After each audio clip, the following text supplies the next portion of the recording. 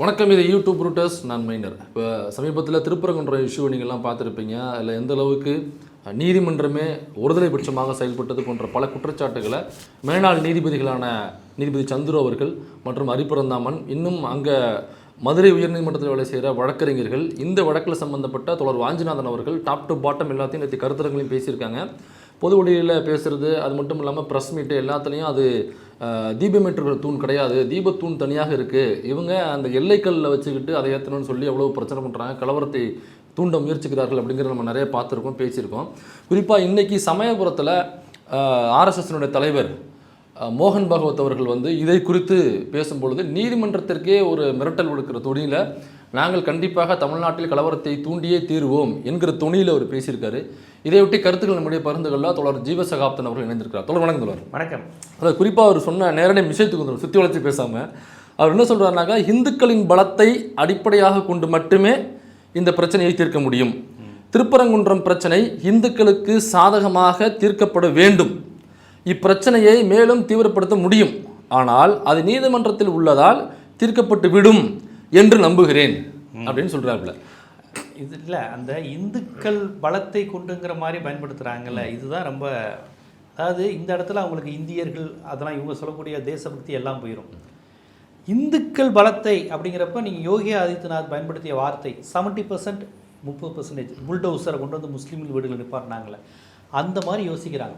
ஆனால் இதில் என்ன பெரிய காமெடினா, திருப்பரங்குன்றத்தில் போய் நம்ம இந்துக்கள் பலம் அப்படின்னா, நான் ஒரு பாயை கூட்டிகிட்டு வரேன்னு 5 இந்து போகும்போதே 2 முஸ்லீமோட தான் போயினா ஏதோ சொல்கிறேன் நீங்களே சொல்லுங்கள் அப்படின்னு தான் கேட்பாங்க. ஏன்னா அவன் அப்படி தான் வாழ்ந்துக்கிட்டு இருக்கிறாங்க. இங்கே அந்த தமிழ்நாட்டை பொறுத்தவரைக்கும் இந்துன்னு ஒரு கான்செப்டே கிடையாது. அவன் இங்கே உள்ள மக்களாக வாழ்ந்துட்டு இருக்காங்க. இன்னொரு செய்தி, இது அவங்க ஆதாரத்தோடு மறுக்கட்டும், தர்காவுக்கு அதிகமாக போகிறவங்கள கணக்கில் எடுங்க. குறிப்பாக திருப்பரங்குன்ற தர்காவுக்கு 70 விழுக்காடு குழந்தையில தூக்கிட்டு என் குழந்தைக்கு பேய் அடிச்சிருச்சு, என் குழந்தை 2 நாளாக ஒரு மாதிரியாக இருக்குன்னொன்னே அந்த பாயிட்ட போ அப்படின்னோடனே அவர் ஒரு தாடி வச்சுட்டு ஏதோ ஒன்று அல்லாஹ் அக்பர்னு ஏதோ ஒன்று சொல்லி ஒரு தாயத்தை கொடுத்துருப்பார். இதில் என்னன்னா, இஸ்லாத்தையும் ஏகத்துவத்தையும் தௌஹத்தையும் ஓரிரை கொள்கையும் ஏற்றுக்கொண்ட இஸ்லாமியர்கள், கல்லை வணங்கக்கூடாது, ஓரிரை தான் கடவுள் ஒளி வடிவமான நம்புகின்ற இஸ்லாத்தை சேர்ந்தவங்க தர்காவுக்கு போக மாட்டாங்க. ஏன்னா அது இறந்தவங்களை வணங்குற இடம், அல்லாஹ்வை மட்டும்தான் வணங்கணும், மற்ற யாருக்கும் வணக்கம் கூட வைக்க மாட்டாங்க. இப்படி வைக்கிறது அந்த மாதிரி முஸ்லீம்கள்லாம் அங்கே போகவே மாட்டாங்க. அங்கே போகிறது முஸ்லீம்களும் கொஞ்சம் பேர் போவாங்க, ஆனால் இந்துக்கள் தான் போவாங்க. ஏன்னா இந்துக்களுக்கு தான் அவங்க கடவுள் வணக்கம்ங்கிறது சிலை வணக்கம், இறந்தவங்களை சமாதியை வணங்குறது, இறந்து போனவங்க சாமி ஆகிட்டாங்கன்னு இந்த மாதிரி கல்ச்சர் இந்து மதத்தின் பல பிரிவுகள் அது இருக்குது. அதனால் அவங்க நினைக்கிறாங்க, நம்ம முருகன் சாமியை கும்பிட்டு அப்படியே அல்லா சாமியை கும்பிட்டுக்குவோம், எப்படியோ குழந்தைக்கு உடம்பு சரியான. இதை வேளாங்கண்ணிலையும் நம்ம பார்க்கலாம். கிறிஸ்தவ இதுக்கும் போவாங்க, முஸ்லீம் தர்காக்கு நாகூர் தர்காவுக்கும் போவாங்க, அப்படியே மாரியம்மன் கோயிலுக்கு போவாங்க, கண்ணெல்லாம் படைச்சி நேர்த்தி விடுவாங்க வேளாங்கண்ணி வேளாங்கண்ணி அம்மாவுக்கு நாகூர் தர்காக்கு. ஆமாம், இதில் இந்த பாட்டு ஒன்று, இந்த மார்கழி மாதம் மற்ற சமயங்களில் ஆன்மீகம் சார்ந்த நிகழ்வுகள் நடக்கும் பொழுது எல்லாரும் அம்மான்னு நினைக்கிறேன், அதில் இந்த அம்மனுடைய அவதாரங்கள்னு சொல்லிட்டு அவங்க பட்டியலிட்டே வருவாங்க. அதில் ஒன்று பார்த்தீங்கன்னாக்க வேளாங்கண்ணியிலே மேரி அம்மா அப்படின்னு வரும், வேளாங்கண்ணியிலே மேரி அம்மா பட்டுக்கோட்டையிலே திரிசூலி அம்மா, அது மாதிரி நல்ல டோன்ல அவங்க பாடுவாங்க. இதுலேருந்தே நம்ம தெரிஞ்சுக்கலாம், வெகுஜன மக்கள் அவங்க ஆன்மீகத்தை பிற மதத்திடம் இருந்தோ பிற மனிதர்கள் இருந்தோ பிரித்து பார்க்க விரும்பல. பக்கத்தில் இருக்க கிறிஸ்டின் இதையும் சேர்த்தா தான் ஆன்மீகமாக பார்க்குறாங்க. அவங்கள பொறுத்தவரைக்கும் மேரியம்மா மாரியம்மா எல்லாமே ஒன்று தான். ஐயோ சர்ச்சு பக்கம் போகாத, பாய்யர் பக்கம் போகாத சாதாரண உழைக்கும் மக்கள்கிட்டம் கிடையாது. ஏன்னா அவங்களுக்கு மதத்தை அரசியமாக பார்க்கல, ஆன்மீகத்தை அரசியல் பண்ண வேண்டிய அவசியம் இல்லை. உண்மையிலே கடவுள் இருக்குன்னு நம்புகிறாங்க. இந்த 3 கோவிலுக்கும் போகிறாங்கல்ல, அந்த மக்கள்கிட்ட கேளுங்களேன், உண்மையிலே கடவுள்னு ஒன்று இருக்குன்னு. ஆனால் இதை வைத்து அரசியல் செய்பவர்களுக்கு கடவுள் நம்பிக்கையெல்லாம் கிடையாது. இதை கேட்டால் பெரியாரிஸ்டுகளுக்கு கடவுள் நம்பிக்கை இல்லை, கம்யூனிஸ்டுகளுக்கு அதெல்லாம் இருக்கட்டும், அவன் அறிவியல் பூர்வமாக அது நாத்திகங்கிறது ஒரு அரசியலாக பேசுகிறாங்க. ஆனால் நீங்கள் கடவுளை வச்சு என்ன பண்ணுறீங்க? கடவுளை வைத்து அரசியல் செய்வது நீங்கள் தான். இப்போ நான் கேட்குறேன், மோகன் பகவத் அவர்களுக்கு திருப்பரங்குன்றம்னா என்னன்னு தெரியுமா? திருப்பரங்குன்றம், ஆனால் அதுக்கு முன்னாடி நீங்கள் சொன்னதோட சேர்த்து சொல்லிடலாம்னு நினைக்கிறேன். அது இங்கே உள்ள மக்கள் அரசியலில் மதத்தோடு சேர்த்து பார்க்க மாட்டாங்கன்னு சொன்னீங்களா இன்றைக்கி. ஆனால் பிஜேபி அரசியலும் மதமும் ஒன்றாக அரசியல். இப்போ தமிழ்நாட்டுக்குள்ளே அப்போ இது பிஜேபியினுடைய தோல்வியாக பார்க்கலாமா? ஏன்னாக்கா ஓட்டு கேட்குறது யாரையே கூப்பிட்டு வராங்க. உள்துறை அமைச்சர் டெல்லியில் இருக்கார், அவர் ஏகப்பட்ட வேலை இருக்கும், அவரை தமிழ்நாட்டினுடைய லோக்கல் எலெக்ஷனுக்கு ஓட்டு கேட்க கூட்டு வந்தாங்க. பிரைம் மினிஸ்டர் மோடி அவர் எவ்வளோ இருக்கும், பல நாடுகளுக்கு போய் அம்பானிக்கு அதானிக்கும் இடத்த வாங்கி கொடுக்கணும், ஏகப்பட்ட டீலிங் பண்ணணும், புரோக்கர் வேலை பார்க்கணும், அவ்வளோ வேலைகளுக்கு மத்தியில் இங்கே நடக்கிற எலெக்ஷனுக்கு 2-3 தடவை ஒரு எலெக்ஷனுக்கு ஓட்டு கேட்க கூட்டு வருவாங்க. இன்னும் பல அமைச்சர்கள் பல பிரபலங்களை பிஜேபி கொண்டாந்து இறக்கியும் தமிழ்நாட்டு மக்கள் ஓட்டு போட மாட்டேங்கிறாங்க, பிஜேபி நம்ப மாட்டேங்கிறாங்க அப்படிங்கிறதுக்காக இன்னைக்கு வந்து கடவுள்களை ஓட்டு கேட்கறதுக்கு கூட்டு வந்திருக்காங்க. ஆமா, அது அண்ணா முருகனுக்கு நீதி கேட்கிறோம், ராமருக்கு நீதி கேட்கிறோம். முருகனுக்கு எதுக்கு நீதி? முருகன் தான் கடவுளாச்சு, அதுக்கு யாரு மனிதன் நீதி கேட்பதற்கு? ஏங்க அந்த இடத்துல தீபம் ஏற்று திருவண்ணாமலை தீபம் எரியுது. இப்போ இவங்க திமுக ஆட்சி நாத்திக ஆட்சிங்கிறாங்க. இந்த நாத்திக ஆட்சியில் யாருக்கு சாமி கும்பிட முடியாத நிலை இருக்குது? இஸ்லாமியரோ இந்துவோ கிறிஸ்தவரோ பார்ப்பனர்கள் உட்பட எல்லாரும் அவங்கவுங்க நம்பிக்கை இருக்குன்னு போய் நல்லா வணங்கிட்டு தானே வராங்க, எந்த பிரச்சனையும் இல்லை. இப்போ உங்களுக்கு அது ஒரு சர்வேக்கல்னு ஆதாரத்தை காமிக்கிறாங்க, இது தீபத்தூண் அப்படிங்கிறாங்க. தீபத்தூணுங்கிறதுக்கு என்ன ஆதாரம் கேட்டால் கிபி 6ஆம் நூற்றாண்டில் இருக்குது, இது வெள்ளைக்காரன் காலத்தில் மாறுச்சு அப்படிங்கிறாங்க. எதுக்குமே ஆதாரம் கிடையாது, இதுவரையும் ப்ரூஃப் கிடையாது. நீதிமன்ற தீர்ப்பில் ரொம்ப அழகாக அவங்க சொல்லிட்டாங்க. 2014 வேணுகோபால் நீதியரசர் அதுலேயே அவங்க சொல்லியிருக்காங்க, நீங்கள் ஆதாரம் காமிக்கலை அப்படின்னு சொல்லி தான் அவர் தள்ளி வச்சிருக்காரு அந்த கேஸை. இதில் எதுக்குங்க அப்படின்னு அப்புறம் இன்னொரு வார்த்தையும் சொல்லியிருக்காரு, உங்கள் நோக்கமே ஏதோ ஒரு மத பதட்டத்தை ஏற்படுத்துகிற மாதிரி இருக்குன்னு ஒரு நீதியரசர் சொல்லியிருக்காரு, கட்சிக்காரர் கிடையாது. அப்போ அவர்கள் ஏற்கனவே 2 பேர் கொண்ட நீதிபதி அமர்வே இதை பேசி முடிச்சதை ஒரு நீதிபதி பேசுகிறார். மொதல் 2 பெஞ்சு போயிடுச்சுன்னா அடுத்து 3 தான் போகணும். ஆமாம், அதோட நேற்று அந்த வழக்கை டீல் பண்ணுற வழக்கறிஞர் வாஞ்சிநாதன் அவர்கள் நேற்று கருத்தரங்கத்தில் பேசும்போது ஒரு விஷயத்தை சொன்னார். ஒரு நீதிபதியே அப்படி ஒரு தீர்ப்பு கொடுக்குறாருனாக்கா அதை இன்னொரு நீதிபதி மறுக்கிறதுக்கான கிடையாது. அப்படி போனாக்கா 2 பெஞ்சுக்கு தான் போகணுமே தவிர ஒரு நீதிபதி கொடுத்த தீர்ப்பை இன்னொரு சிங்கிள் நீதிபதி பெஞ்சே வந்து மறுக்க முடியாதுன்னு சொல்றாரு. அப்படி இருக்கும் பொழுது 2 நீதிபதிகள் கொண்ட சிங்கிள் பெஞ்ச் எப்படி அதை கட்டுப்படுத்தும் அப்படிங்கிறத அவர் சொல்றாரு. அதோட இன்னைக்கு தோழர் நீங்க கவனிச்சிருப்பீங்கன்னு நினைக்கிறேன், இது வரைக்கும் ஆதாரமாக கொடுத்தது பிரிட்டிஷ்காரன் காலத்தில் அளந்தது அப்படின்னு வந்துச்சு. அப்புறம் சில ஆய்வாளர்கள் அந்த திருப்பரங்குன்ற மலையை வச்சு பிஹெச்டி பண்ணி முடித்தவங்க அதை ஆய்வுகள் பண்ணி எழுதின புத்தகத்தில் தமிழர்களே பண்ணியிருக்காங்க. அதை அந்த புத்தகத்துலேயும் தீபத்தூண் தனியாக தான் எழுதியிருக்காங்க, அதுதான் தீபத்தூண் எழுதியிருக்காங்க. அதில் சில அடையாளங்களோடு எழுதியிருக்காங்க, அனுமார் வந்து இருக்கிற மாதிரிலாம் இருக்குது அப்படின்னு சொல்லிட்டு அந்த அடையாளங்களோடு எழுதியிருக்காங்க. அப்படி வச்சு பார்க்கும்பொழுது தமிழ்நாடு அரசு அறநிலைத்துறை எங்கே தீபம் ஏற்றுறாங்களோ அதுதான் தீபத்தூணாக இருக்குது. அதையும் தாண்டி இன்னைக்கு ஒரு ஆதாரம் என்னன்னாக்கா ஒன்றிய அரசுகிட்ட ஒரு ஆர்டிஐ தகவல் வாங்கியிருக்காங்க. இப்போ அங்கே உள்ள சர்வே கல் எதுன்னு சொல்லி ஒரு ஆர்டிஐ போட்டு அந்த ஆர்டிஐ தகவல் வந்த கல் வந்து இவங்க ஆர்எஸ்எஸ் ஏற்ற துடிக்கணும்னு நினைக்கிறாங்கல்ல ஒரு கல், அது சர்வே கல்லுங்கிறது ஒன்றிய அரசு பிஜேபி ஒன்றிய அரசு ஆர்டிஐ தகவலில் கொடுத்துருக்கு. இதுக்கு மேலே நம்ம என்ன ஆதாரத்தை நீங்கள் இந்த ஆதாரத்தை அவங்க என்ன சொல்லுவாங்க, பிரிட்டிஷ் யாரு கிறிஸ்டின்னு, பக்கத்தில் இருக்கிறது தர்கா முஸ்லீம், ஒரு முஸ்லீம் இடத்து பக்கத்தில் ஒரு கிறிஸ்டின் வந்து இப்படி வச்சு இந்துக்களுக்கான இடத்த இது பண்ணுறாங்கங்கிறாங்க. ஆனால் இதில் என்ன காமெடினா எந்த இந்துவுமே பாதிக்கலையேங்க. இந்துக்களுக்கு பிரச்சனைனா இதில் எங்கே முருகனுக்கும் பிரச்சனை இல்லை, தமிழ் கடவுள் முருகன், அங்கே அரோகரான்னு சொல்லிட்டு தமிழ் மக்கள் நம்பிக்கை உள்ளவங்க போய்கிட்டு இருக்கிறாங்க. நீங்கள் அங்கே வந்து வந்தே மாதரங்கிறீங்க, பாரத் மாதாக்கு ஜெயங்கிறீங்க, வடமொழி, அது முருகனுக்கு அவரு தமிழ் கடவுள், அவர் தமிழ் கடலை, அங்கே எதுக்கு பாரத் மாதாக்கு ஜெய்? அப்போ இது வந்து ஆன்மீகம் அல்ல அரசியல் தெரிஞ்சிருச்சா? முருகன்ட்ட நீங்கள் அரோகரான்னு தாங்க சொல்லணும், அரோகரா தான் அவருக்கான முழக்கம், அரோகரா முருகனுக்கு அரோகராங்கிறது சின்ன குழந்தை கொடுத்து அங்கே போய் பாரத் மாதாக்கு ஜெயங்கிறீங்க. ஹிந்தி தெரியாது போடாங்கிறது நாம சொல்லல, முருகன் தான் ஃபர்ஸ்ட் சொன்னது. ஆமா, தமிழ் கடவுள், தமிழ் கடவுள் அவர் தமிழ் கடவுள், அவர்கிட்ட எதுக்கு நீங்கள் பாரத் மாதாக்கு ஜெயங்கிறீங்க? நீங்கள் உருவாக்குற பாரதம்ங்கிற ஒரு கான்செப்ட் உருவாவதற்கு முன்னாடியே இங்கே சங்க இலக்கியம், முதல் சங்கம், இடைச்சங்கம், கடைச்சங்கம்னு கான்செப்ட் வந்துருச்சு. அப்போ பாரதம் நீங்கள் குறிப்பிடுகிற காந்தார தேசம், ஆப்கானிஸ்தான், பாகிஸ்தான்லாம் சேர்த்த இந்த இந்தியாங்கிற பேர் இல்லை, கான்செப்டில். ஆனால் தமிழ்நாடுங்கிறது சங்க இலக்கியங்களே வந்திருக்கு, வேங்கடம் முதல் குமரி வரைங்கிறதுலாம் அப்பயே வந்திருக்கு. அப்போ வந்து உங்களுக்கு பிரிட்டிஷ்காரன் வரல, போர்த்துகீசியர் வரல, டச்சுக்காரர் வரல, பிரெஞ்சுக்காரர் வரல, இந்தியா விந்தியாங்கிற குழப்பமே வரல. அப்பயே தமிழன்னு இருந்திருக்கு, தமிழ் அரசாட்சின்னு இருந்திருக்கு. அப்போ இருந்தே முருகன் கான்செப்ட் வந்திருக்கு, தமிழ் கடவுள் முருகன். அப்போ சிவன்லாம் இல்லை. இதை பேசினா நீங்கள் எதுக்கு அதை பேசுறீங்க? சரி ஓகே, ஏன்னா இங்கே முருகன் தான் இங்கே இருந்திருக்கு. இவங்க விண்ணப்பத்தில் பார்த்தா வட இந்தியாவில் இவங்க முருகன் கோயிலே கிடையாது, முருகன் கோயிலே கிடையாது, முருகன் கான்செப்டே கிடையாது, கும்பிடவே மாட்டாங்க, முருகன் கிடையாது, ஒரு ஃபோட்டோ கூட பார்க்க முடியாதுங்க. ஆனால் நாம இங்கே வட இந்திய கடவுள் எல்லாத்தையும் நம்ம இங்கே வந்து கொண்டாடுறோமோ இல்லையோ கடவுளை ஏற்றுக்கிறோம். அங்கே முருகன்லாம் கான்செப்ட் கிடையாது. சாய்பாபா வரைக்கும் இங்கே கும்பிட்டு வந்துட்டாங்க. எப்படி வந்தாங்கன்னே தெரியும். சாய்பாபா ஒரு இஸ்லாமியர், ஆமாம், ஆனால் பார்த்தீங்கன்னாக்கா முழு இந்து சாமியாக அது இன்னைக்கு கொண்டாடப்படுகிறது. தமிழ்நாட்டில் சொல்லப்படுகிற ஆன்மீக கதையில் எல்லாத்துலேயுமே இந்து முஸ்லீம் கலந்துருப்பாங்க. இந்த மாதிரிலாம் அது வந்து தமிழ்நாட்டுடைய பண்புங்க. இஸ்லாம்ங்கிற ஒரு மதம் இங்கே பரவுனதுக்கு முக்கிய காரணமே அவங்களுடைய தௌஹீத் செமிட்டிக் மத கொள்கையை தாண்டி அவர்கள் வந்து இந்த பாட்டு பாடி பகீரன்னு சொல்லுவாங்க, பாட்டு பாடிக்கிட்டு இயல்பா இங்கே உள்ள எளிய மக்களோட கலந்து டான்ஸ் ஆடி சமத்துவமாக எல்லாரையும் கட்டி பிடிக்கிறது, இந்த தன்மையில் தான் இஸ்லாம் அதிகம் பரவுது. இவங்க சொல்கிற மாதிரி ஒவ்வொரு அவுரங்கசீப்பும் கழுத்தை பிடிச்சி மாறு மன்னர்களுக்கு அது வேலையும் இல்லை. என்ன சொன்னால் முகலாய மன்னர்களுக்கு அவன் மத ஆச்சாரப்படிலாம் வாழலை, அவன் நல்லா லைஃப்பை என்ஜாய் பண்ணுறது தான். அது முஸ்லீம் மன்னரோ, தமிழ் மன்னரோ, இந்து மன்னரோ, தெலுங்கு மன்னரோ, மன்னர்கள் வாழ்க்கை எடுத்தீங்கன்னா மந்திரி மாதம் மும்மாரி புளிக்கிறதா, மன்னர்கள் அப்படிதான் வாழ்ந்துருக்காங்க. அதான் காமெடியா சொல்லுவேன், ஏன்டா ஜன்னலை ஒதுக்கிட்டு பார்த்தீங்கன்னாக்கா மழை பெய்ஞ்சிருக்கா, அதை கூட நீ மந்திரியை வச்சா கேட்குற, அவ்வளோ அழுப்பப்பட்டு நீ அவ்வளோ அந்த இடத்துல மந்திரியா இருந்தவன் தான் நாட்டை ஆண்டிருக்கான், என்ன சொல்லணும் எப்படி ஏமாத்தணும்னு. அதனால தான் பார்ப்பனர்கள் நாங்கள் மன்னராகவே இருந்தது இல்லையே, மன்னராக அவங்க என்றைக்குமே இருந்தது இல்லை, ராஜகுருக்களாக தான் இருப்பாங்க. அன்பில் அனிருத்தர் தான். ஆமாம், இவங்க என்றைக்குமே சாணக்கியர்கள் தான், சத்திரியனா இருக்கவே மாட்டாங்க. சத்திரியர் வந்து சாணக்கியனுக்கு அடிமையாக இருப்பாங்க. ஸோ இப்படித்தான் இருந்திருக்கே ஒழிய இந்த அடிப்படையில் இவங்க திருப்பரங்குன்றங்கிறது வரலாறு நீங்கள் ரொம்ப பேசுனாங்கன்னா அவங்களுக்கு தான் ஆபத்து. அது சமணர் மலை. திருப்பரங்குன்றம் உங்களுக்கு மதுரையை சுற்றி அது எல்லாமே சமணர், நாகமலை, புதுக்கோட்டை எல்லாமே சமணர்கள் வாழ்ந்தது. சமணர்களை இவங்க கழுவில் ஏற்றிருக்கிறாங்க. அது சமணர்களின் ரத்தம், சாமநத்தம் மதுரை பக்கம் அந்த ஊர் இருக்குது. 8000 பேரை கழுவில் ஏற்றினார்கள். அவங்களுடைய சைவ பாடல்களில் வருது, சமண பெண்களை பற்றி இப்படி பண்ணோம், சமணர்களை நாங்கள் கழுவில் ஏற்றினோடனே வருது. அப்போ இப்போ நீங்கள் வரலாறு பேச ஆரம்பிச்சிங்கன்னா சமணர்களை கழுவில் ஏற்றுனது, சமண கோவில்களை இடிச்சுட்டு தான் நீங்கள் வந்து இது கட்டுனீங்க, இந்து கோயில்களுக்கு, முருகன் கோயில் கட்டினீங்க, சைவ கோயில் கட்டினீங்கன்னு பேச ஆரம்பித்தோன்னா நாடு என்ன ஆகுது?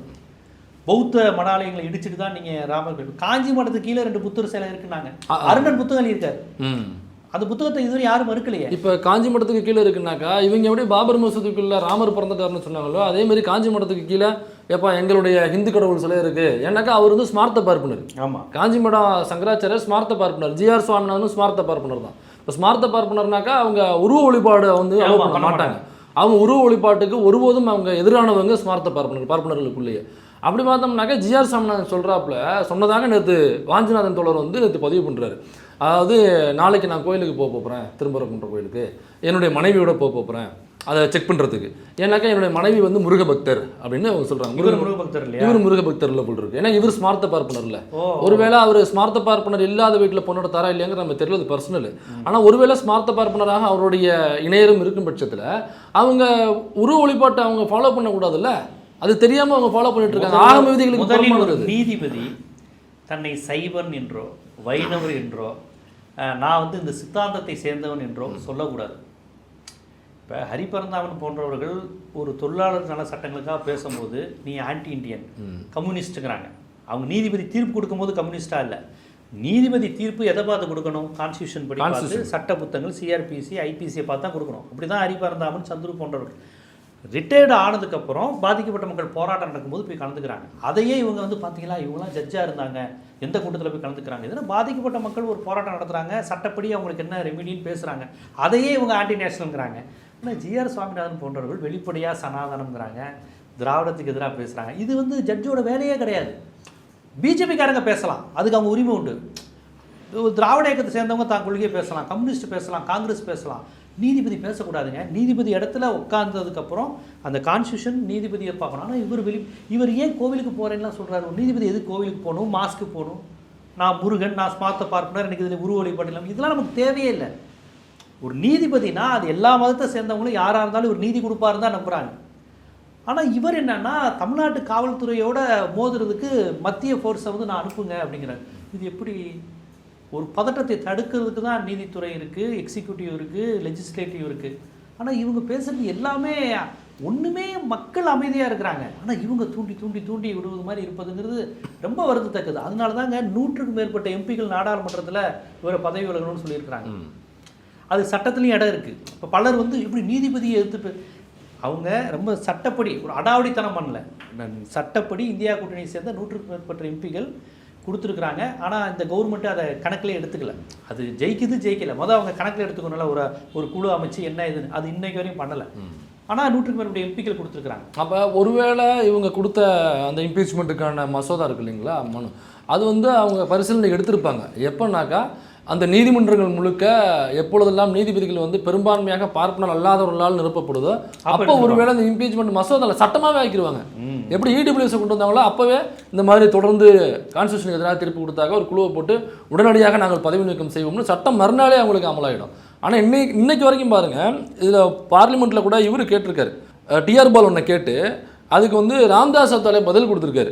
அப்போ ஒரு டிஆர் பால் என்ன சொல்கிறது என்னன்னாக்கா, நீதிபதிகள் நியமனம் குறித்து கேட்குறாப்புல 2018 to 2025 இந்த 7 வருஷத்தில் மட்டுமே நியமிக்கப்பட்ட 841 நீதிபதிகளில் வெறும் 3.8% மட்டுமே பட்டியலினத்தை சார்ந்தவர்கள். ஓபிசி, பிசி, எம்பிசி வெறும் 12.2, சிறுபான்மையினர் வெறும் 5.5, பழங்குடியினர் வெறும் 2%.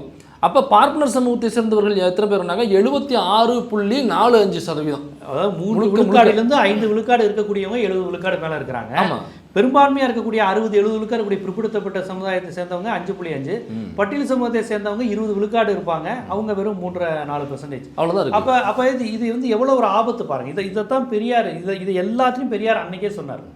இது என்ன நடக்குது, எல்லாவற்றிலையும் இடஒதுக்கீடு வேணும்னு கேட்குறது தான். நம்ம கேட்டால் ஏன் எல்லாத்துலையும் இடஒதுக்கீடு கேட்குறீங்கன்னா இதுதான் நடக்குது. ஆமாம், அது ராம்தாஸ் என்ன சொல்லியிருக்காருனாக்கா, இதை கொஸ்டின் பண்ணோடனே நீதிபதிகளின் நியமனத்தில் இடஒதுக்கீடை ஃபாலோ பண்ணுறது இல்லை, ஃபாலோ பண்ண. அதை யார் சொல்கிறாங்கன்னா ராம்தாஸ் அத்வாலே. அதுதான் அவரை வச்சு சொல்ல வைக்கிறாங்க பாருங்க.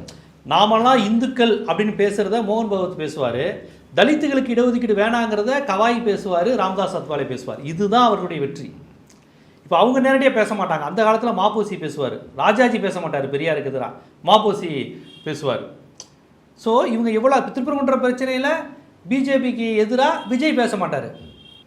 எவ்வளவு தெளிவாக நடக்குது பாருங்கள் அரசியலுங்கிறது. ஏன்னா பெரும்பான்மை மக்களை அவர்களுக்குள்ளேயே ஒற்றுமை இல்லாமல் செய்வது தான் அவங்களுடைய மனு தர்ம யுக்தி. இப்போ மோகன் பகவத்துக்கும் திருப்பரங்குன்றத்துக்கும் என்ன சம்மந்தம் நான் தெரியாமல் கேட்குறேன். இங்கே தமிழ்நாடு, நீங்கள் ஆரம்பத்தில் இந்த பாயிண்ட் எடுத்துக்கேன், நான் குறுக்கால வந்து தடுத்துட்டேன். இல்லை அதான் அவர் திருப்பரங்குன்றங்கிறதே அவரால் உச்சரிக்க முடியாது. முதல்ல திருப்பரங்குன்றம், ஏன்னா நல்ல தமிழ் வார்த்தையெல்லாம் வட இந்தியர்களால் பயன்படுத்த முடியாது. அவரை திருனா என்ன, பரன்குன்றம்னா என்ன, மலைப்பகுதிகளுக்கும் மோகன் பகவத்துக்கு என்ன சம்பந்தம்? இதுவே தமிழ்நாட்டினுடைய அந்த 5 திணைகளுடைய அமைப்பின்படி அமைந்த கான்செப்ட். இங்கே உள்ள ஆன்மீகமும் அவங்களுக்கு சம்மந்தமே கிடையாது. முருகனுக்கும் அவங்களுக்கு சம்மந்தம் கிடையாது. அவங்க முருகனையே பூனல் போட்டு சுப்பிராமணனாக்கி சுப்பிரமணியன் ஆக்கினவங்க. நீங்கள் தமிழ்நாட்டில் உள்ள தேவேந்திரர்கள், ஆதி திராவிடர்கள், கல்லர், உடையார், போனார் எல்லார் வீட்லேயும் முருகன் ஒரு பேர் இருக்கும். ஆனால் பார்ப்பனர்கள் சுப்பிரமணிய ஐயர் தான் வைப்பாங்க. முருகன் ஐயருங்கிற பேர் நீங்கள் மேக்ஸிமம் பாருங்கள் இருக்காது. எனக்கு தெரிஞ்சு இல்லை, முருகனுங்கிற பேர் வைக்க முடியும். ஏன்னா முருகன் யாருன்னா அவன் வந்து குறவர்குல தலைவர், குறவரின் அந்த குறிஞ்சி நிலத்தினுடைய தலைவர் அவர். அதனால தான் வள்ளியை அவங்க திருமணம் செஞ்சுருக்கிறாங்க. அந்த திணையினுடைய தலைவர் அவர். அவருடைய ஆற்றல் முருகன்னா அழகுன்னு அர்த்தம். முருகு என்றால் அழகுன்னு. இல்லை, நான் வேற மாதிரில கேள்விப்பட்டிருக்கேன். மலை ஏறி குன்று ஏறி உடல் முறுக்கேறி போனதால் முருகன் எங்கள் அண்ணா சீமான் சொல்லியிருக்காரு. அவர் சொன்னது ரொம்ப தவறு. அது முருகன் அழகன் முருகனிடம் பாட்டே அதான், அழகன் முருகனிடம். அது இன்னொரு பாட்டும் இருக்கு. ஊரில் டூர் இண்டியா கேஸில் படம் போடுறதுக்கு முன்னாடி கடைசி பாட்டாக போடுவாங்க. அந்த பாட்டை ஒன்று வச்சுனாங்க, படம் போட போகிறாங்க, உள்ள வேணா கடைசி பாட்டுன்னு அர்த்தம். அழகெல்லாம் முருகனே, அழகெல்லாம் முருகனே. அவர் ஜிம்முக்கு போய் எக்ஸசைஸ் பண்ணதுனால முறுக்குன்னு எனக்கு தெரிஞ்சு எங்கேயுமே கிடையாது. முருகு அழகு வடிவுன்னு தமிழில் பொருள். அதனால் முருகன் அழகன், அதுதான் அழகாக இருப்பான். முருகன்னா அழகானவன். அப்புறம் தலைவன், குறிஞ்சி நில தலைவன். இதுதான் அந்த அடிப்படையில் அவர் அந்த நிலத்தினுடைய தலைவர் கடவுள்னு ஆயிருக்கிறார். ஆனால் இவங்களுக்கும் முருகனுக்கு இப்போ என்ன உங்களுக்கு இஷ்யூ? ஒருவேளை அவங்களுடைய வட இந்திய கடவுளான பிள்ளையார் பக்கத்தில் ஏற்றுறது கூட அவங்க டிஸ்டர்பன்ஸாக இருக்கலாம். நம்ம கடவுள் கணபதி, கணேஷ், பிள்ளையாருங்கிறது அவங்க கடவுள். முருகனுங்கிறது தமிழனுடைய கடவுள். நம்ம கடவுள் பக்கத்தில் ஒரு குறிஞ்சி நில தலைவனுடைய இது இருப்பதா? வரலாற்றில் ஹிஸ்டாரிக்கல் அப்படி நாசுக்காக மாற்றுவாங்க. இவங்க வீடுகளில் எத்தனை வீடுகளில் வேல் இருக்குன்னு கேட்க சொல்லுங்கள் ஆர்எஸ்எஸ் காரங்க. இந்த அதாவது குறிப்பாக பார்க்கல ஆர்எஸ் காரங்க வீட்டில் வேல் இருக்கான்னு தெரியல, ஆனால் வாள்கள் இருக்கும், துப்பாக்கிகள் இருக்கும், குத்து வாள்கள் இருக்கும். அழகு குத்துறது இந்த மாதிரி கல்ச்சர்லாம் யாருக்கு இருக்குன்னா ஒடுக்கப்பட்ட பிற்படுத்தப்பட்டவர்களுக்கு தான் இருக்கும்.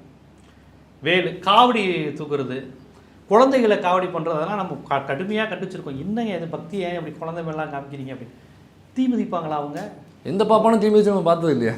உடலை வருத்தி, அதாவது சொன்னேனே திருப்பி கடவுள் நம்பிக்கை உள்ளவர்கள் தமிழர்கள். இவங்கெல்லாம் உண்மையிலே கடவுள் இருக்குன்னு நம்பி பண்ணுறவங்க. இவங்க கடவுளை வைத்து அரசியல் செய்பவர்கள். கடவுள் நம்பிக்கை உள்ள பக்தர்கள் யாராவது ஏன் இங்கே ஏற்றுறீங்கன்னு கேட்டாங்களா? அவங்க ஏற்றிட்டு போயிடுறாங்க. இல்லை தற்கால போய் ஏற்றுனா அவன் தோணவே இல்லை. இன்னும் சொன்னால் அது நீங்கள் ரொம்ப நெருங்கி பாருங்களேன். ஏப்பா அதான் அவங்க அல்லாசாமி கோவில் இருக்குல்ல, அங்கே போய் ஏன் பண்ணுறீங்க? ஏன்னா இவன் அங்கே போய் கும்பிட்டாதான் கும்பிடணும் அவசியம் இல்லைல்ல. ஒருவேளை அங்கே தாங்க ஏற்றிக்கிட்டு இருந்தோம் ஒரு காலத்துலனா நம்மளால் இருந்து சொல்லுவான், சரி இப்போ இங்கே தானே ஏற்றிட்டு போகிறோம், இப்போ தான் அவன் தர்கா வச்சுருந்துச்சுல. இதுதான் தமிழர்கள்.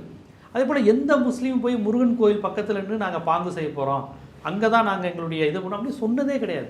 பல ஊர்களில் ஹிந்து கோயில்கள் கட்டுவதற்கு இஸ்லாமியர்கள் இடம் இடம் ஃப்ரீயாக கொடுத்துருக்காங்க. மயிலாப்பூர் தெப்பக்குளம், ம் இங்கே மயிலாப்பூர் தெப்பக்குளம் கொடுத்தது இவர் நவாப், அவங்களுடைய சொந்த இடம். இது அவங்களுக்கே தெரியும். அந்த தெப்பம் இருக்கிற இடம் வந்து அவங்க கொடுத்த இடம். நிறைய இடங்களில் கிறிஸ்தவ கல்லூரிகள், இந்து பள்ளிக்கூடங்கள் இடத்த கொடுத்தது நவாப்புகள், பல முஸ்லீம் மன்னர்கள். நிறைய கல்வி இடங்களுக்கு கொடுக்கணும், அது இஸ்லாத்தில் அந்த கொடை கொடுக்கணும் அப்படிங்கிற அந்த அடிப்படையில் உன் 5ல் 1 பங்கை நீ கொடு அப்படிங்கிற மாதிரிலாம் அவங்க மதத்தில் இருக்கிறனால நிறைய இஸ்லாமியர்கள் அதை ஃபாலோ பண்ணுற பணக்கார முஸ்லீம்களுக்கு கொடுத்துருக்குறாங்க. நிறைய பேர் பேங்க்கில் வட்டி வாங்க மாட்டாங்க, இன்ட்ரெஸ்ட் கொடுத்தா. இன்னொரு முஸ்லீம்ஸ் நான் கேட்பேன், ஏங்க இது எப்படிங்க இந்த காலத்துக்கு இதாகும்? 10,000 ரூபா கொடுத்தீங்கன்னா ஒரு வருஷம் கழிச்சு அதோடைய மதிப்பு 10,200 300 ஆகும். இல்லை எங்களுக்கு அல்லாஹ் சொல்லியிருக்காரு ஹராம் அப்படின்னு இருக்கிற முஸ்லீம்களே பார்த்துருக்கேன். எல்லா முஸ்லீமும் அப்படி இல்லை. பேங்க்கில் கொடுக்குற இன்ட்ரெஸ்ட்டை வேணான்னு சொல்ல போகிறோம், நாங்கள் அந்த இஸ்லாமிய முறைப்படி தான் வங்கி முறை வச்சுக்கொள்ளலாம் சொல்லி வாழ்ந்துக்கிட்டு இருக்காங்க. அதனால் பல இஸ்லாமியர்கள் அப்படி கொடுத்துருக்குறாங்க. கொடுத்தவங்க சொல்லியும் காட்ட மாட்டாங்க. இஸ்லாத்தில் அது சொல்லி காட்டக்கூடாது, நீ உண்மையிலே பாதிக்கப்பட்டவங்க தானே கொடுத்தா, அப்புறம் அதுல உனக்கு பெருமை வேண்டியது இருக்குது, அந்த மாதிரி கொடுக்க மாட்டாங்க. நீங்கள் மயிலாப்பூர் தப்பெல்லாம் எனக்கு தெரிஞ்சு இதுவரை எந்த இஸ்லாமியாரும் நாங்கள் கொடுத்த இடத்துல தானே கோவில் இருக்குன்னு யாரும் சொன்னது கிடையாது. ஆனால் இந்துக்கள் சொல்லுவாங்க. இந்துக்களும் பலரும் இதை சொல்லி வைக்கும்போது பாய் கொடுத்தது தான் அப்படி மாதிரி. அப்புறமேட்டு உங்களுக்கு இன்னொரு செய்தி, இதையெல்லாம் முடிஞ்சால் மறுக்க சொல்லுங்கள். எம்ஜிஆர் வந்து ஒரு சிரித்து வாழ வேண்டுமா ஏதோ ஒரு படம் நினைக்கிறேன், மேரே நாம் அப்துல் ரஹ்மான் ஆடுவார். அவர் சொன்ன அப்துல் ரஹ்மான் யார்? அப்துல் ரஹ்மான்னா அல்லாஹ் குறிக்கிறது. ராமநாதபுரத்தில் இருக்க அப்துல் ரஹ்மான் ஒரு மிகப்பெரிய தொழிலதிபர். அவர் செக்ரட்டரியேட்லேருந்து பாதி இடத்துக்கு மேலே அவருடைய எம்ஜிஆரோட அவ்வளோ நெருக்கமாக இருந்தார். பல இடங்களை கேட்டு அவங்களாம் கொடுத்துருக்குறாங்க. இந்த மாதிரி நம்ம தமிழ்நாட்டினுடைய பொது சொத்துக்கள் தங்களுடைய இடங்களை கொடுத்ததுலேயே இஸ்லாமியர்கள் இருக்காங்க. இப்போ உடனே வந்து நம்ம இந்துக்கள் கொடுக்கலையான்னு கேட்பாங்க. நம்ம அப்படி சொல்லவே இல்லை. நீ எதுக்கு சம்மந்தமே இல்லாமல் உன் கோவில் பக்கத்தில் அவங்க ஆக்கிரமிச்சான்னு சொல்லும் போது அவங்க எந்த அளவுக்கு உன் கோவிலுக்கு அவங்க நிலத்தையே கொடுத்துருக்காங்கன்னு நம்ம சொல்ல வைக்கிறீங்க. இப்போ கூட எந்த முஸ்லீமும் நாங்கள் எந்தெந்த இடம் கொடுத்தோம் தெரியுமான்னு பட்டியலை போட்டு எந்த பதிவும் போடல. இல்லை சொல்லி காமிக்க கூடாது. சாதாரணமாக பேர் வைக்கிறதுல பார்த்தோம்னா இந்த டிஎம்கே எம்எல்ஏ ஒருத்தர் இருக்கார், காதர் பாஷா முத்துராமலிங்கம், ராமநாதபுரம் மாவட்ட செயலாளர். அவர் தான் அன்வர் ராஜா கூட்டிட்டு வந்தார் அறிவாலயத்துக்கு. ஆமா, அவர் யாருன்னா மறவரான்னு கேட்டா ஆமா, முஸ்லிமான்னு கேட்டா ஆமா, அப்படிலாம் வாழ்ந்துட்டு. அதே மாதிரி கோயம்புத்தூர் பஸ் ஸ்டாண்டு பக்கம் ஒரு கடை ஒன்று இருக்கும், ஒரு சாப்பாட்டு கடை, முத்துராவுத்தர்னு இருக்கும். முத்துராவுத்தர் அல்லா பிச்சை காதர்னு வைப்பாங்க மதுரை சைடு பேரு. அல்லா பிச்சை காதர், அது என்ன அரபு பேரே கிடையாது, மாறி மாறி அந்த மாதிரிலாம் வரும். அதனால இவங்க சொல்ற மாதிரி அதுவும் உழைக்கின்ற மக்கள்கிட்டலாம் மதம் ஜாதி வேறுபாடெல்லாம் இல்லை. இப்போ இவர் அமித்ஷா சொல்கிறதுலேருந்து பார்த்தோம்னா பெரும்பான்மை இந்துக்கள் நாங்கள் நினச்சோம்னாக்கா அதை நிறைவேற்ற முடியும், நாங்கள் நிறைவேற்றுவோம், ஆனால் நீதிமன்றத்தில் இருக்கிறதுனால நீதிமன்றமா அவங்க சார்பாக தானே இருக்கு. ஏதோ நீதிமன்றம் வந்தா நான் கேட்பேன்னா நீதிமன்ற தீர்ப்பே நீங்க தானே கொடுக்குறீங்க. அதாவது எங்களாலே பண்ண முடியும், பட் மைனருடைய முகத்துக்காண்டி பார்க்குறேன். ஓ மைனரே வாழ் தானே, நீ தானே எழுதி தத்திருக்கீங்க, நீங்கள் தானே எழுதி தத்திருக்கீங்க, மைனர் தீர்ப்புக்கு நான் கட்டுப்படுறோம், அதான் ஸ்கிரிப்டை கொடுத்துட்டீங்களே அப்படிங்கிற மாதிரி எல்லாமே கான்ஸ்டியூஷனுக்கு எதிராக செயல்படுத்துறாங்க. இல்லை அதனால உற்று கவனிச்சோம்னா ஏதோ இது பெரும்பான்மை இந்துக்களும் இந்த திருப்பரங்குன்றம் இஷ்யூவில் ஆர்எஸ்எஸ் பிஜேபியின் பக்கம் தான் நிற்கிறாங்க, ஜிஆர் சுவாமிநாதனுடைய தீர்ப்புக்கு பக்கம் தான் நிற்கிறாங்க. திருப்பரங்குன்றத்தில் பூ விற்கிற ஒரு அக்காட்ட போய் கேளுங்க, ஏதாவது ஒரு இந்து அக்காட்ட, நீங்கள் ஆர்எஸ்எஸ் பக்கம் நிற்கிறீங்கன்னா ஆர்எஸ்எஸ் இல்லைங்க, சுயம் சேவக் ஏன்னா சுயமுலகம் தான் உண்மையிலே தெரியாதுங்க அந்த மக்களுக்கெல்லாம். நல்லா பொட்டு வச்சுருப்பாங்க, இது பண்ணுவாங்க, அவ்வளோ சாமி படம் இருக்கும், சாமி கும்பிடுவாங்க. ஆர்எஸ்எஸ் சொல்லியா சாமி கும்பிட்றாங்க? ஆண்டாண்டு காலமாக அவன் விரும்பேன் மாயன் சுடல மாடன். நான் இதை பதிவே செஞ்சேன், இதை மறுக்க சொல்லணும்னு பார்ப்போம். தேனி நாடாளுமன்ற தொகுதியுடைய நாடாளுமன்ற உறுப்பினர் தங்க தமிழ்ச்செல்வன் அதிமுகவில் இருந்தவர், இப்போ திமுகவில் இருக்கிறார். அவங்க கும்புற சாமி என்ன தெரியுமா? சிக்கந்தர் மலையான். இந்த தான் இவங்க சொல்கிற சிக்கந்தர் மலையான் தான். இதை நான் மக்கள் மன்றத்தில் தங்க தமிழ்ச்செல்வனை வச்சு பதிவு செஞ்சேன், அவர் மறுக்கலையே. அவங்க குலசாமி மாதிரிங்க. அது எப்படி விரும்மாண்டி ஒச்சாண்டாம மாயாண்டி பேய்க்காம கல்யாணி கருப்புன்னு சாமி கும்பிட்றாங்களே குலதெய்வ கோயில் மாதிரி, அது மாதிரி அவங்களுடைய சமுதாயத்தில் இந்தந்த சாமி கும்பிட்றவங்க இந்தந்த கோவில் கும்பிட்றவங்களும் ஒரு பிரிவு பிடிச்சிருக்கு. அதை வச்சு தான் அங்காளி பங்காளி கல்யாணம் பண்ணுறவனா பங்காளி முறையான பார்ப்பாங்க. அதில் ஒரு கூட்டம் சிக்கந்தர் திருப்பரங்குன்றம் சிக்கந்தர் மலையான கூப்பிடக்கூடிய கூட்டம் தங்க தமிழ்ச்செல்வன் முஸ்லீமா. இப்படி ஒரு உறவு இருக்கு. என்னன்னு கேட்டீங்கன்னா, அந்த சிக்கந்தர் பாதுஷா மதுரையை ஆட்சி செய்யும் போது அவர்கள் பாதுகாப்பு படையில இவங்க இருந்திருக்கிறாங்க. அப்போ ஒரு உறவு ஏற்பட்டு இந்த மலையும் இந்த ராஜாவையும் நம்ம தாண்டா பாதுகாக்கணும் அப்படிங்கிற மாதிரி ஒரு உறவு ஏற்பட்டு நம்ம யாரா எப்பா நீங்கள் இந்த சிக்கந்தர் மலையை பாதுகாத்த கூட்டம்ல அப்படின்னு வந்திருக்கிறாங்க. சிக்கந்தர் மலையை பாதுகாத்தது முஸ்லீம் இல்லை, ஒரு இந்துன்னு இவங்க சொல்றாங்க. ஆனால் இந்துங்கிற கான்செப்ட் வந்துருச்சு இல்லையே. தங்க தமிழ்ச்செல்வன் எம்பி. இப்போ நான் சொன்னதை மறுத்து பேச சொல்லுங்கள். இல்லையே எங்கள் சமூகத்தில் அப்படி இல்லைன்னு ஒருத்தர் சொல்கிறது, நான் சொன்னதை அந்த சமூகத்தில் உள்ளவங்க ஒவ்வொருத்தரும் பெருமையாக சொல்லுவாங்க. ஆமாம், ஏன்னா இயல்பாக தாயா பிள்ளையாக தான் வாழ்ந்துக்கிட்டு இருக்கிறான். என்ன அம்மத்தா, என்ன மதினி, சீயா, இப்படி பேசி தான் வாழ்ந்துக்கிட்டு இருக்கிறாங்க அந்த பகுதியில். மோகன் பகவத்துக்கு ஏதாவது தெரியுமா? இங்கே உள்ள மக்கள் யார், இங்கே உள்ள சாதி மக்கள்னு என்ன வாழ்ந்துட்டு இருக்காங்கன்னு. உங்கள் கலாச்சாரத்துக்கு இங்கே உள்ள இந்து தமிழர்கள் கலாச்சாரம் ஏதாவது ஒன்றா? ஆனால் இங்கே உள்ள முஸ்லீம் கலாச்சாரமும் இங்கே உள்ள இந்து கலாச்சாரமும் ஒன்று. ஆமாம், அவன் கறிமீன் சாப்பிட்றான், 2 பேருமே ஒரே மாதிரி கலாச்சாரத்தில் தான் இருக்கிறாங்க. 2 பேருமே திமுக தான் ஓட்டு போடுவாங்க. இவங்க கலாச்சாரம் ஒன்று தான். முஸ்லீம்னால தனியாக ஓட்டு போட போகிறாங்க இல்லையா? அப்படி கிடையாது. ஆனால் இவர் சொன்ன RSS பிஜேபிக்கு 2 பேருமே ஓட்டு போடுறது இல்லையே. இந்து ஓட்டு போடுறதுல, முஸ்லீம் ஓட்டு போடுறது இல்லையே. இப்போ இந்துக்கள் ஓட்டு போட்டுருந்தா அவங்க தானே தமிழ்நாட்டை ஆளணும். தமிழ்நாட்டில் மெஜாரிட்டி யாருங்க? இந்துக்கள். அதாவது முஸ்லீம்ஸ்னா 6% கூட இருக்க மாட்டாங்க. அது ஓட்டு போட பாதி பேர் வளைகுடா நாடுகளில் இருப்பாங்க. நீங்கள் முஸ்லீம்ஸ்ட்டை கேட்டிங்கன்னா நாங்களே மைனாரிட்டிங்க. பாதி பேர் அவங்க கூட்டமாக இருக்க தஞ்சாவூர் சைடு, முத்துப்பட்டினம், இங்கிட்டு ராமநாதபுரம், வேலூர், ஆம்பூர்லாம் இருக்குல்ல, பாதி ஆம்பளைங்க வந்து குவைத்துலேயும் கத்தார்லேயும் இருப்பாங்க. ஓட்டு போட வரமாட்டாங்க. ஃப்ளைட் காசு என்னங்க ஆகுது? ஓட்டு போகிறதுக்காக வந்துட்டு போயிட்டு இருந்தால் வருவாங்க. எல்லாராலையும் வர முடியாது. ஒரு உழைக்கும் தொழிலாளி, எலக்ட்ரிஷியனாக, ஏசி மெக்கானிக் வேலை பார்க்க தான் நிறைய பேர் போயிருப்பாங்க. 10th முடிச்சுட்டு இந்த ஏசி மெக்கானிக் முடிச்சுட்டு நிறைய பேர் போவாங்க. அவங்க ஓட்டு போகிறதுக்காண்டி அவ்வளோ பணம் கொடுத்து ஃப்ளைட்டில் வந்துட்டு போயிடுவாங்களா? முடியாது, விட்டுருவாங்க. இப்போ முஸ்லீம் ஓட்டே இங்கே வந்து 8% இருக்காங்கன்னா ஓட்டு போடுற கூட்டம் 6% தான். கிறிஸ்டின்ஸ் வந்து கிறிஸ்தவ வாழ்வியலாக வாழ்கிறவங்க ஒரு 10% இருப்பாங்க. அஃபிஷியலாக இருக்கவங்க ஒரு 3% இருப்பாங்க. 81% இந்துக்கள் தான் தமிழ்நாட்டில். இங்கே ஏன் இந்து ராஜ்யம் அமைக்க முடியல? இப்போ கேரளாவில் ஆன்டி பிஜேபி இருக்குன்னா அங்கே மெஜாரிட்டி கிறிஸ்டின்ஸ், முஸ்லீம்ஸ். கேரளாவில் வந்து கிறிஸ்டின், சினிமாலேயே ஹீரோ கிறிஸ்டினாக தான் இருப்பார். நீங்கள் நல்லா கவனிச்சு பாருங்கள். பாபநாசத்தில் கமல் வந்து இந்துவாக மாறிட்டார். அது மலையாள வெர்ஷனில் பாருங்கள், மோகன்லால் வந்து ஜோசப், ஜார்ஜின் தான் இருப்பாங்க. கிறிஸ்டின் ஃபேமிலியை சர்வசாதாரணமாக காமிப்பாங்க. தமிழ் ஜார்ஜ் இல்லை, ஜோர்ஜ் அப்படி சொல்லுங்க. ஆஃபீஸ். ஆமாம். ஏன்னா கிறிஸ்தவ குடும்பங்களே சர்வசாதாரணமாக காமிப்பாங்க. ஹீரோக்கள் முஸ்லீமாவும் கிறிஸ்டினாவும் அங்கே ரொம்ப இயல்பாக காமிப்பாங்க. தமிழ் சினிமாவில் இன்னும் வந்து அந்த ஒரு இதெல்லாம் இருக்குது. ஒரு முஸ்லீமை ஹீரோவை அவ்வளோ சீக்கிரம் பார்க்க மாட்டோம். ரொம்ப ரேராக ஒரு 5-6 படம் கூட ஒரு பாவமணிப்பு சிவாஜிலேருந்து கொஞ்சம் தான் வரும். அப்போ இவ்வளோ பெரும்பான்மை இருக்க இந்துக்கள்கிட்ட கூட பிஜேபி எடுபடலைன்னா அப்போ இந்துக்களுடைய வாழ்வியலும் முஸ்லீம்களுடைய வாழ்வியலும் தான் அங்கே ஒன்றா இருக்குது. ஆன்மீகம் முதற்கொண்டு இப்போ வழிபாடே இந்துக்கள் தான் போய் அங்கே கொண்டாடிக்கிட்டு இருக்கிறாங்க. ஆமாம். இப்போ அவர் அப்போ சொல்கிறதுனுடைய நோக்கம் என்னவாக இருக்கும்? ஏன்னாக்கா பெரும்பான்மை இந்துக்கள்னு பேசுகிறீங்களா? அப்போ நான் இதை எப்படி பார்க்குறேன்னாக்கா, நீ சொன்ன மாதிரி எப்படி உத்தரப்பிரதேசத்தில் 80க்கும் 20க்குமான போர் அப்படின்றத சொன்னார் இல்லைங்களா? அந்த ட்ரை பண்ணுறாங்க. அந்த ஊத்து போன குப்பையெல்லாம் இங்கே கொண்டு வந்திருக்காப்புல. ஆனால் உத்தரப்பிரதேசத்தில் வேணால் 80-20ங்கிறது ஒர்க் அவுட் ஆகும். ஆனால் தமிழ்நாடை பொறுத்த வரைக்கும் இங்கே 80-20 கிடையாது, இங்கே 97-80 கிடையாது, இங்கே 97-3. அப்போ எங்களுடைய உரிமையை பறிப்பது 20 அல்ல, உரிமையை பறிப்பது 3. அந்த 20க்கும் சேர்த்து தான் நாங்கள் போராடுறோம், எங்களுக்கும் சேர்த்து தான் அவங்க போராடுறாங்க. ஏன்னா எல்லாரையும் பேக்வர்டு கிளாஸுக்குள்ள தானே இருக்கோம். நாங்கள் எல்லாருமே other backward class, schedule caste, இந்த லிஸ்ட்டில் தான் நாங்கள் எல்லாரும் ஒன்றா வரோம். யூடியூப்லிஸ் மட்டும் தான் எங்களுக்கு தனியாக நிற்கிது. மற்ற எல்லாரும் கல்ஃபில் வளைகுடா நாடுக்கு ராமநாதபுரத்தில் ஒரு பாய் கூட்டி போனார்னா 2 மரவரையும் நாடாரையும் கூட்டிட்டு போவார். என்னப்பா சொல்லுச்சு, ஆமாம் சின்னமத்தா சொல்லுச்சு, வரியா, சரி நான் பேசுகிறேன். அப்படி நீங்கள் ராமநாதபுரத்தில் போய் கேட்டு பாருங்கள். ஒவ்வொரு மரவரையும் எத்தனை முஸ்லீம்கள் உதவி செய்து வளைகுடா நாடுக்கு போயிருக்கான்னு கேட்டு பாருங்கள்.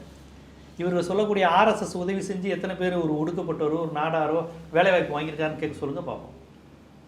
நீ கம்பு எடுத்துட்டு வா, பாய் வீட்டில் கல்லறியன்னு தான் கூப்பிட்ற. ஆனால் அந்த பாய் வந்து வரியா 18,000 கிடைக்கும் ஸ்டார்டிங்கு, வா நம்ம ரூம் இருக்குது. ஏன்னா இவன் ஒன்றா சேர்ந்து கோலி விளாண்டுருப்பான் சின்ன வயசில். அப்துல்லாவும் ராஜேஷ் இவங்கெல்லாம், அந்த காதர் பாஷா, முத்துராமலிங்க எல்லாம் ஒன்றா விளாண்டுருப்பாங்க. சொல்லலாம் பாயம்மா பாய், இந்த இவனும் வீட்டில் உருப்படாமல் தான் இருக்கிறான், அதான் இவன் போயிட்டான்ல, அப்துல்லா போயிட்டான்ல, கூப்பிடுங்க. அப்படியா நீங்கள் அவனை கல்யாணம் பண்ணி வைக்கிறேன் நீங்கள், சரி அப்போ நம்ம இது இப்போ அத்தாட்ட பேசி நான் பண்ணிடுறேன். இப்படி தாங்க வாழ்ந்துக்கிட்டு இருக்கிறான் அவன். இவனை போய் அடினா அவன் எப்படி அடிப்பான்? அதே மாதிரி ஒரு முஸ்லீமை பற்றி யாராவது தப்பாக பேசினாலும் ஒரு இந்து தேவை அவனுட்டு ஒவ்வொரு ஜாதிக்காரனும் இந்துக்களுக்குள்ளே ஜாதி பிரச்சனை வரும். நீங்கள் எந்த சாதி கேட்டாலும் நாங்கள் முஸ்லீம்களோட நெருக்கங்கிறத பற்றி ஒரு கதை சொல்லுவாங்க. அவங்களுக்கும் எங்களுக்கும் அந்த காலத்துலேருந்தே தொடர்பு இருக்குது. இப்போ ராஜ்கிரண் கேட்டிங்கன்னா எங்களுக்கும் தேவருக்கும் அவ்வளோ தொடர்பு இருக்குன்னு ராஜ்கிரண் பேசுவார். வைகோ கேட்டிங்கன்னா ஒவ்வொரு முஸ்லீமையும் நான் மாமா என்று தான் அழைப்பேன், எங்களுக்கு அவர்கள் மாமா முறை தான் வேண்டும் அப்படின்னு ஒவ்வொரு முறையும். இப்படி எல்லாம் ஆசாரி சமுதாயம் இப்படி எல்லாருமே அப்படி ஒரு நெருக்கத்தை காமிப்பாங்க. இங்கே நீங்கள் எப்படி RSS வந்துக்கிட்டு 80% 20 கொண்டு வருவீங்க நீங்கள்? அப்போ இதில் இந்த ஸ்டேட்மெண்ட்டில் உள்நோக்கம் என்னவாக இருக்குன்னு நினைக்கிறீங்க? அமித்ஷாவோட உள்நோக்கம் இதில் யார் பயனடைய போகிற? மோகன் பகவத் இதில் பயனடைய போகிற அந்த செக்டார் யார்? இதில் பயனடைய நினைக்கின்ற செக்டார் வந்து 3 விழுக்காடு தான். அவர்களுக்கு வந்து இங்கே வந்து ஏதாவது ஒரு பிரச்சனையை செய்யணும் அப்படின்னு பார்க்குறாங்க. திமுக இந்துக்களின் விரோதி அப்படின்னு ஒரு கும்பத்தை கட்டமைக்கணும். ஆனால் நீங்கள் எந்த இடத்துல அதை செய்ய விரும்புகிறீங்களோ அந்த இடத்துலையே நடக்கலையே, அன்னைக்கே நடக்கலையே. ஒவ்வொருத்தனும் தன்னுடைய ஆன்மீக உரிமையை பறிபோதுன்னு அன்றைக்கி நின்றுக்கணும்ல. ஐயா சூப்பர் தீர்ப்பு தந்துட்டீங்க, தர்காவை நோக்கி கிளம்புப்பா. அப்படி யாரும் கிளம்பல. தர்காவை நோக்கி கிளம்பி வந்தவங்கள தடுத்தது ஃபுல்லாக இந்துக்கள் தானே சார். அதைத்தான் அவங்க கேட்குறாங்க. எந்த முஸ்லீமும் கோவப்படல. முஸ்லீம் கோவப்பட மாட்டான், இந்து தான் கோவப்படுவான்.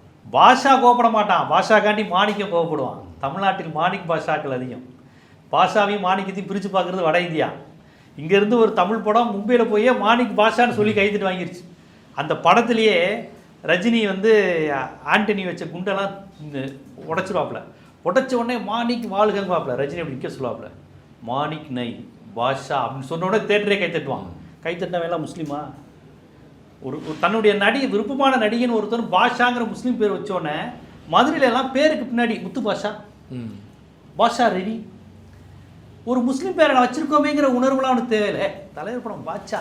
ஏன்னா பாட்சான்னு ஒருத்தனை கொண்டாடுவதில் தமிழனுக்கு இந்துக்கு எந்த பிரச்சனையும் இல்லை. ஆண்டனிங்கிற பேரை இல்லை நான் பார்த்தா, அது ரஜினிக்கு நீங்கள் ஆண்டனி வச்சிருந்தாலுமே ஆண்டனியும் கொண்டாட தான் போகிறாங்க. புரியல, இதுதான் தமிழ்நாடு.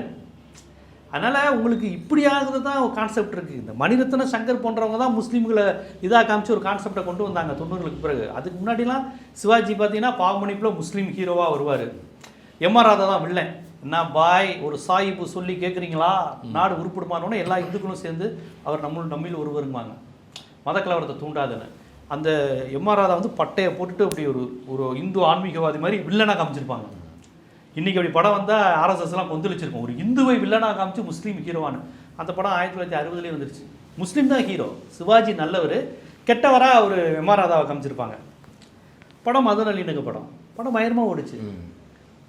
அப்போ அந்த மாதிரி படம் வந்துச்சு. என்றைக்கு இந்த பாலச்சந்தர் மணிரத்னம் வந்தாங்களோ, தொழுதுகிட்டு இருக்க வந்தால் இல்லை இந்திய கொடியை எதிர்க்கிறான் அப்படின்னு இதெல்லாம் மாறிச்சு. அதனால் தமிழ்நாடை பற்றி நீங்கள் புரிஞ்சுக்கணும். இப்போ இவர் திருப்பரங்குன்றம் வந்து இந்த மலை மேலே ஏறி இப்போ மோகன் பகவத் நமக்கு இந்து விழிப்புணர்வு சொல்ல போகிறாரா? சரி, அப்படி மோகன் பகவத் அப்படி என்ன இந்து உரிமையை இங்கே மீட்டு கொடுத்துருக்காரு தமிழ்நாட்டில்? இடஒதுக்கீடுக்கு எதிராக பேசுவாங்க. பிற்படுத்தப்பட்டவர் இடஒதுக்கீடுக்கு போரான லல்லு பிரசாத் யாதவை சோறுன்னு சொல்லி திருடன்னு சொல்லி அவமானப்படுத்துவாங்க. அவங்களுடைய எதிரிகள்லாம் நல்லா கவனிச்சு பாருங்களேன். கலைஞர், லல்லு பிரசாத் யாதவ், அகிலேஷ் யாதவ், விபி சிங் இவங்க எல்லாரும் யாருன்னு பார்த்தீங்கன்னா இடஒதுக்கீடுக்கு குரல் கொடுத்தவங்க. ஓபிசி நான் இன்னும் ஓப்பனா அவங்களுக்கு புரியுற மாதிரி சொல்கிறேன். இந்துக்களின் இடஒதுக்கீடுக்கு குரல் கொடுத்தவங்க இந்துக்கள் தானே. கோனார் யாதவ்லாம் இந்து இல்லாமல் யார்? அகிலேஷ் யாதவ் யார்? பிற்படுத்தப்பட்டவர் தானே. இப்போ பாஜக நிதிஷ்குமார் அதுதானே வருவார். நிதிஷ்குமார் இல்லை, அவரும் மோஸ்ட் பேக்வர்டு தான். அதுதான் மாஞ்சி மாதிரி ஒடுக்கப்பட்டவங்களே அவங்க கையால் மாற்றி வச்சுருக்காங்களே. ஸோ இவங்களுக்கு வந்து அந்த இடஒதுக்கீடு உணர்வு, அதாவது ஒரு இந்து படிச்சிடக்கூடாது, இந்து வேலைக்கு போயிடக்கூடாது, அதிகாரத்துக்கு போயிடக்கூடாது. அதை வந்து ஒரு ஒடுக்கப்பட்டவரை வச்சே ஒடுக்கப்பட்டவருக்கு எதிராக பேச வைப்பாங்க. சம்மந்தமே இல்லாத விஷயத்த இந்துக்கள் உரிமையில் இப்போ இந்த உரிமையை எந்த இந்துவுமே கேட்கல. ஏன்னா அவன் பாதிக்கப்பட்டதாவே நினைக்கலையே. இதில் என்னுடைய வாழ்க்கைக்கான முன்னேற்றம்ங்கிறது என்ன இருக்குங்கிறது நம்மளால யோசிக்கிறோம். இது ஒன்றும் இல்லையே அப்படின்னா எனக்கான உரிமை கோயிலுக்குள்ளே போகலாங்கிறது எனக்கு ஏற்கனவே இருக்குது, தீபம் ஏற்றலாங்கிறது இருக்குங்க போது நான் எதுக்கு அங்கே போய் நிற்கணுங்கிறது நம்மளால ரொம்ப தெளிவாக புரிஞ்சு. இந்துக்கள் உரிமை தானே. இந்துக்கள் கருவறைக்குள்ள போகிறதுக்கான உரிமையை எந்த முஸ்லீமாவது எடுத்துருக்காங்களா? இல்லை எந்த நாத்திகராவது சாமியே இல்லைன்னு சொல்கிறேன், நீ கருவறைக்கு போய் கும்பிட்றியா அப்படின்னு கேட்டாங்களா? அந்த பெரியார் தான் கருவறைக்குள்ளே நீ போகணும்னு சொன்னவர். ஆனால் இன்னைக்கு இந்துக்கள்னு பேசுகிற இதே மோகன் பகவத் வகைராக்கள் போயிடாதங்கிறாங்க. போகக்கூடாதுன்னு போனால் சிவாச்சாரியார்கள் சுப்ரீம் கோர்ட்டில் கேஸ் போடுவாங்க. அது அவர்களுக்கென்றே இருக்கக்கூடிய தனிப்பட்ட உரிமை அப்படின்னு. இந்தியாவில் அவர்களுக்கு மட்டும்தான் தனிப்பட்ட உரிமை இருக்குது. அது படித்தாலும் வராது, நீங்கள் என்ன தான் அறிவாளியாக இருந்தால் எத்தனை நூல்கள் படித்தாலும் வராது, அவர்களுக்கு மட்டுமே அது உண்டு. அப்போ அவங்களுக்கு மட்டுமே தனிப்பட்ட உரிமைனா அப்போ நிதியமைச்சராவது ப. சிதம்பரத்துக்கான தனிப்பட்ட உரிமை காலகாலமாக அதில் நிர்மலா சீதாராமன் வரக்கூடாதுன்னு சொல்ல வேண்டியதுன்னு அவங்க அப்படிலாம் சொல்ல மாட்டாங்க. அந்த வர்ணாசிரம கேப்லையும் கரெக்டாக இருப்பாங்க. ஏங்க குலக்கல்வி திட்டம் வந்தப்போ ராஜாஜி எங்கே போய் அதை சொல்கிறாருங்கிறீங்க? பார்ப்பனர்கள்ட்ட போய் நம்ம குலத்தொழில் என்னதுப்பா, போய் தற்பயிப்பு எடுத்துகிட்டு போங்கப்பா, நம்மளாம் படிக்கக்கூடாதுப்பா, மேலை நாட்டுக்கு போகக்கூடாதுப்பா, கடல் கடந்து போகக்கூடாதுப்பா, இதுதான்ப்பா மனு தர்மம் நமக்கு சொல்லியிருக்கு, நம்ம வந்து இந்த மாதிரி 4 பேர்கிட்ட யாசகம் பெற்று வாழணும்ப்பா, மனு தர்மம் சொல்லியிருக்கு நான் சொன்னார். முடிவெட்டும் தொழிலாளர் மாநாட்டில் போய் என் அப்பனுக்கு உதவியாக பிள்ளை இருக்கட்டும்பா, எப்படி நான் பிள்ளை இப்போ எல்லா நேரமும் இதுக்கு ஸ்கூலில் கொஞ்சம் படிச்சு உனக்கு உதவி விட்டு யார்கிட்ட சொல்கிறாரு? இதை முடிவெட்டும் தொழிலாளர்கள்ட்ட அவங்களுக்கு உதவி செய்கிறாராம். அப்போ அது தெளிவாக சொல்லுவாங்க யாருக்கிட்ட எதை சொல்லணும். இது தான் அவங்களுடைய கான்செப்ட். அன்னையிலேருந்து ராஜாஜிகளிருந்து மோகன் பகவத் வரையும் ஒரே டேம் தான் பண்ணிக்கிட்டு இருக்காங்க. ஆனால் தமிழ்நாட்டில் தோத்துக்கிட்டு தான் இருக்கிறாங்க. ராஜாஜி ஜெயிச்சாரா? அந்த ஒரு விஷயத்தில் காமராஜ் ஜெயிச்சாரா இல்லை எலெக்ஷன் நின்னாரா? அவர் எலெக்ஷன்லேயே நின்னது கிடையாது. எலெக்ஷன் நிற்காமலே ஜெயிச்சிட்டு இருந்தாங்க. இது இந்திய எதிர்ப்பு, இந்தி திணிப்பு இதெல்லாம் வந்த உடனே அடி வாங்கினார். காமராஜருங்கிற இடஒதுக்கீடை ஆதரித்த காமராஜர் தான் ஜெயிச்சார். பெரியார் அவரை ஆதரித்தார். ஸோ தொடர்ச்சியாக இவர்களுடைய அனைத்து திட்டமும் சதிகளும் தமிழ்நாட்டில் எடுபடுவதே இல்லை. அதே மாதிரி இன்னைக்கு மோகன் பகவத்தினுடைய வருகை, அவருடைய பேச்சும் தமிழ்நாட்டில் கண்டிப்பாக எடுபடாது. மக்கள் புரிஞ்சுப்பாங்க. புரியாது, முதல்ல என்னன்னே தெரியாது. அதனால் மக்கள் ரொம்ப தெளிவாக புரிஞ்சுப்பாங்க அப்படின்னு நம்பிக்கையும் நமக்கு இருக்குது. எனக்கு இதனால் எனக்கு என்ன இடஒதுக்கீடு வர போகுதா, இதனால் நாளை பெட்ரோல் விலை குறைய போகுதா, கேஸ் விலை குறைய போகுதா, அதெல்லாம் ஒரு மண்ணாங்கட்டை. சென்னை ஐஐடியில் இந்துக்கள் எத்தனை பேர் இருக்காங்க? இந்து பிற்படுத்தப்பட்டவர், இந்து ஒடுக்கப்பட்டவர் எண்ணிக்கை குறைவாக இருக்குது. அந்த உரிமைக்காக அவரை பேச சொல்லுங்கள். ஒரு ஐஐடியினுடைய தலைவராக ஒரு பார்ப்பனர் அல்லாத ஒரு ஹிந்து, அவனும் ஹிந்து தானே, வரவிட மாட்டாங்க. ஒரு பிசி எம்பிசி எஸ்சி எஸ்டி உட்கார வைங்களேன். ஏன் அந்த சங்கர மடத்தில் நம்ம பார்ப்பனர் அல்லாத ஒரு ஹிந்து உட்கார வைங்களேன். இந்த ஆர்எஸ்எஸ் தலைவர் மோகன் பகவத் இடத்துல பார்ப்பனர் அல்லாத ஒருத்தர் உட்கார வைங்களா, அவனும் ஹிந்து இல்லை, உட்கார வைக்க மாட்டீங்களே. நீதிபதிகள் நியமனத்தில் பார்ப்பனர் அல்லாத ஹிந்து உள்ளவங்களை பார்ப்போம். வெறும் 5%, 3% கொடுத்துட்டு 3% இருக்கிறவங்க 79% அனுபவிச்சுட்டு இருக்கான். உங்களுக்கு சுப்ரீம் கோர்ட்டில் முதல்ல ஒரு தலித் நீதிபதி தமிழ்நாட்டில் தான் போகிறாங்க. ஆமாம். அவர் பேர் வந்து வரதராஜன். அவர் யாருன்னா அவர் தான் ஹைகோர்ட்லேயும் முதல் தலித் நீதிபதி. எல்லாத்துலேயும் தமிழ்நாட்டில் இவங்க சொல்லக்கூடிய இந்துக்கள் உரிமைக்கு முன்னோடி தமிழ்நாடு தான். இந்துக்கள் உரிமையை பறிப்பதில் முன்னோடி தான் இவங்களுடைய ஆர்எஸ்எஸ், பிஜேபி. ஆமாம், உரிமையை பறிக்கிறதையே ஒரு உரிமை மாதிரி கேட்குறாங்க பாருங்க. அதனால் மக்கள் தெளிவாக புரிஞ்சுப்பாங்க. இந்த எலெக்ஷனில் மக்கள் கண்டிப்பாக அதெல்லாம் திருப்பி கொடுப்பாங்க நம்புகிறோம். உங்களுடைய நேரத்தை ஒதுக்கி நீங்கள் பேட்டி கொடுத்ததுக்கு நன்றி.